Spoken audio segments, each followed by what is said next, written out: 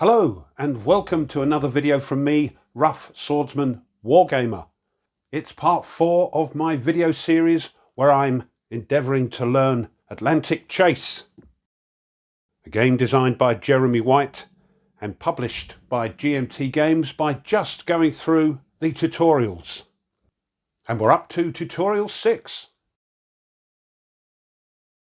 Tutorial 6, Contraband, requires us to read quite a few pages, so we'll see what that's all about and we'll get right back. Tutorial 6, Contraband. It is October 1939. Bletchley Park notifies Admiralty that the Carpe Norte, I'm sure I've not pronounced that right, a 13,000-ton liner from South America, carries reservists back to Germany. The Royal Navy intends to intercept that ship, impounding its cargo and requisitioning the vessel for Britain's own merchant fleet. So the new action for this tutorial is the Naval Search and something called Interruption, which is down here, and we'll have a look at that later. So for the setup, we've got 2 task forces, and the British task force is stationed at Scapa Flow and consists of the Belfast, a heavy cruiser, which is fast and incidentally is moored on the River Thames, and you can go aboard and have a look round. And here's the Carpe Norte, very slow, and that starts down here in South America. Now it does say we can use either of these hexes, or indeed just here the port box, but we'll start here I think. The weather is bad and the Germans have the initiative, and what we have to do as the British, we have to nab that Carpe Norte there before it slips into Wilhelmshaven or Kiel, and we do that by having both the German and the British task force stations in the same hex. So let's get going. So to start, the Germans first roll on this action table here to see which direction their trajectory is going.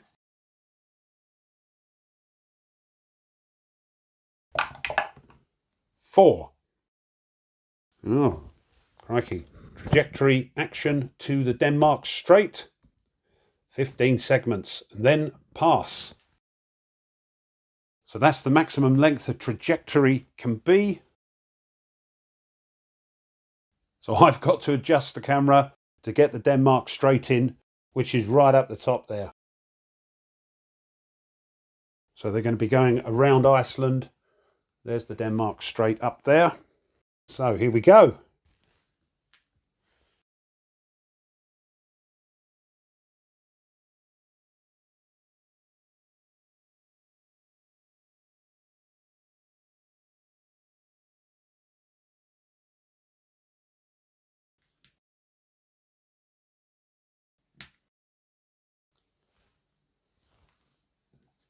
Now there is a British airfield there, but it's got 1942, so that isn't active. It's 1939.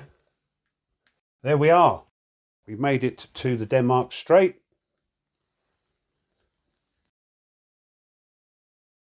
And then it says they pass. So we are bad weather.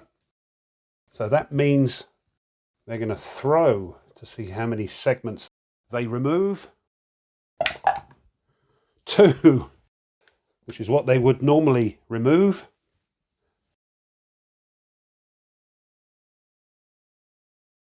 Now turn, I don't know why I moved that. We've got to now check for the weather. On a 5 or 6, it goes back to good. Yeah, back to good weather. So what are we going to do? Well, we're going to try and do a naval search.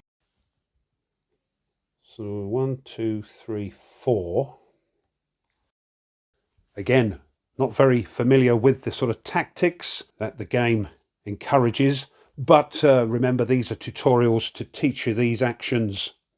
So let's come out of here. Go. 1, 2, 3, 4.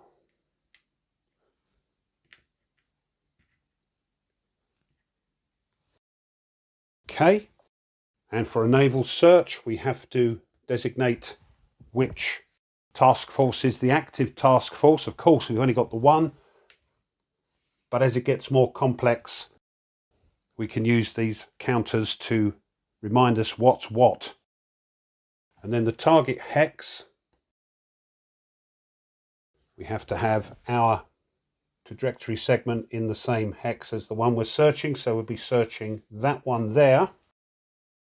Next is the interrupt, and this is where the other side will try and put a spanner in the works, but they can only do that if there is an intel marker on our trajectory. What that simulates is that they know they're around, they know they're coming for them, and they may have the opportunity to sort of change course and get out of the way of this trajectory steaming towards them. But there are no intel markers, so what we now do is we're going to roll, and you can just about see it here, the Naval Search table. Let's have a look at that. Hold on a minute. Before we go down to the Naval Search table, we have to actually count up the total amount of trajectory segments that both sides have. Now, as the game progresses, I understand there may be sort of other trajectories intersecting at the target hex, and these have to be taken into account, but for now we just total them up. So we've got 13 along here, 14, 15, 16, 17. Now, as you'll see, the longer the trajectory total, the more likely you're going to get a weaker result. And this is modelling the fact that the ship with the reservists on it can actually be anywhere along here, if you can remember. We're taking a chance by coming in and having a search in this hex. We know they're going to pass by it. Are they already there? Have they not reached it yet? Or indeed, have they gone past? And as I say, that's reflected in the results of the Naval Search. So let's have a look at the Naval Search table. So here's the Naval Search table. Let's have a quick look at what these icons mean. The eye, the white eye there, means contact, and a contact marker is added to the target in the hex. It looks like they know where they are. The station icon, of course, means they are sighted, and you remove the target's trajectory segments and plop a task force station in its place. The red eye is skirmish, same as the contact, but if the active task force is faster than the target, then the active player may initiate a limited battle, but we're not doing that yet. And then we've got these. That's early or late. And what that sort of signifies is you've got up to the trajectory of that task force, and you will remove that segment that your task force is in, and then you decide, are you early or late? Have you missed them? Have they gone past that gap? Or are they still coming up towards it and you're sitting there waiting for them? So you make a decision which segments to remove, either those after the gap or those before, hence early or late. And these with the 3 filled in boxes means shadow. The active player can remove all but 3 of the segments, but the target space one must not be removed. So it's that and 2 adjacent segments. Now, what did we say? 17 segments altogether with the German and the British trajectories. So we're over here, look, doesn't look too good. But again, as I said, that models the fact that the trajectory of the Germans, at least, is very long, and we are less likely to find it with a naval search. But let's see what happens. Pop that there. It's 2d6. And this is where the interruption, if it occurs, would affect the die roll because it's modifiers. But no interruption. Here we go. 9. Oops. That's a 9. And a 9 over here. Is that early or late? So let's go and sort that out. So this is the hex that we are doing a naval search on. And the result was early or late. So that actually punches a hole there. And in a moment, this active task force will do a time lapse. But for now, we've got to decide whether or not we've arrived at this point before the trajectory gets here or after. And it's to our advantage to make the total trajectory count as low as possible so we can get a good result on the naval search. Remember, we're trying to turn the German task force to a station. So it's not ideal. Maybe I should have come down a little bit further here. But what I'm going to do is say we have arrived late, and we're going to remove these.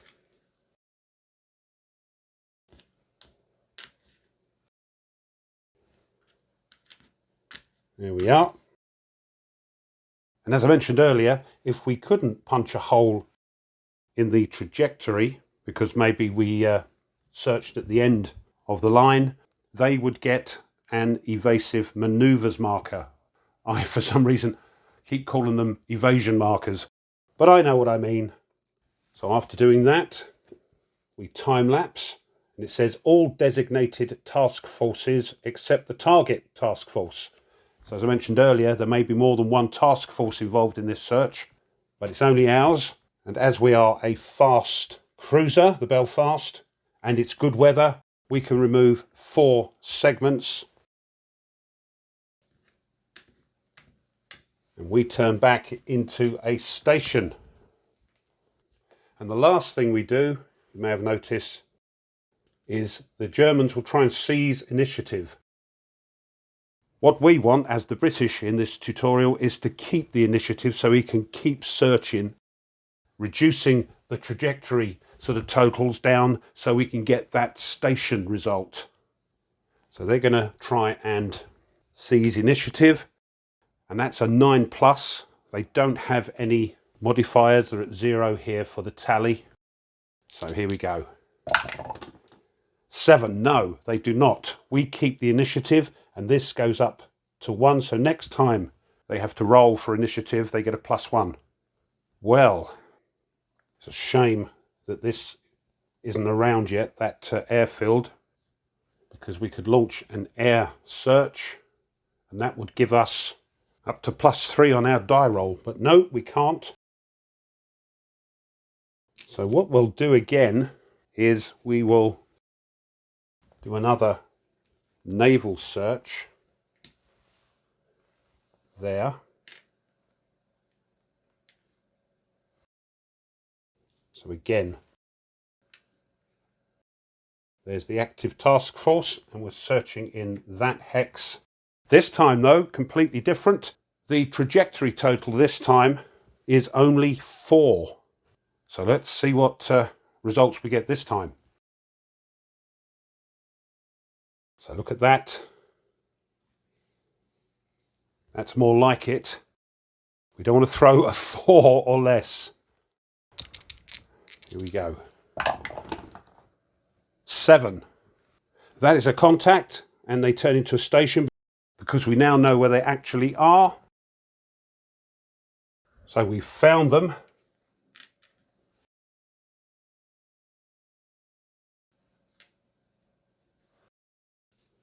And they also get a contact counter on them, which will give us some dice modifiers for other actions we do. But I think it's all over bar the shouting now, because the last thing we do is time lapse all designated task forces. We are still in good weather, so they're going to time lapse down.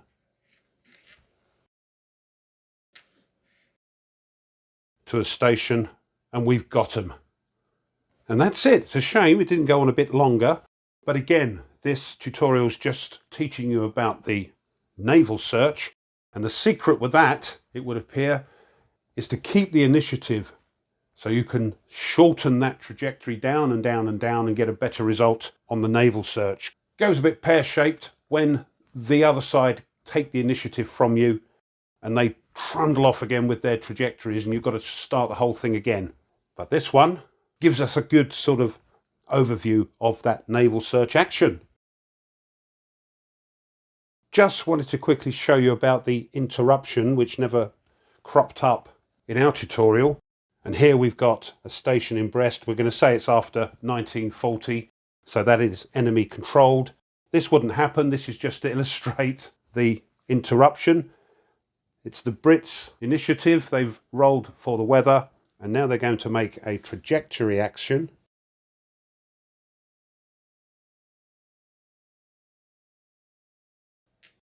And as soon as they do that, this gets an intel marker. I think I did it incorrectly in the previous video where I turned into a station in the same hex as a German trajectory and put an intel marker down. It's only when the player does a trajectory action that moves into either a station or a port or an airfield, something like that, that's controlled by the other side. So that would now get an intel marker, and we would now try and attempt to do a naval search. So we put down our usual things.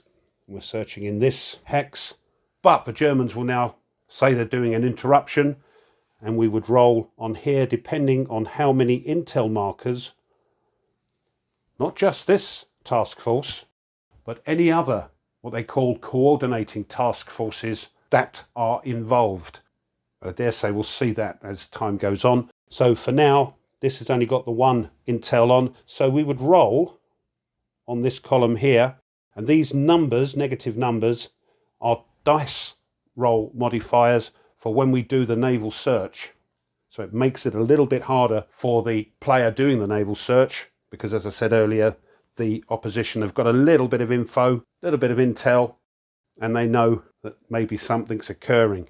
These S's stand for slip, where the side doing the interruption is trying to slip away, and if the inactive player gets that slip result, they may either perform a signals action or attach an evasive maneuvers marker to the target task force.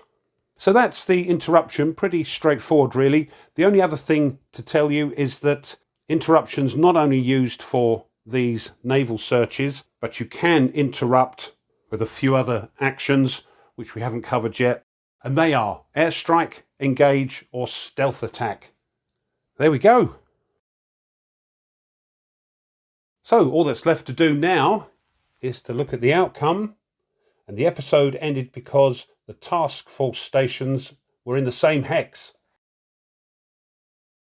Captain Scott was suspicious of the Swedish markings, and sure enough, the officer leading the boarding party confirmed German papers.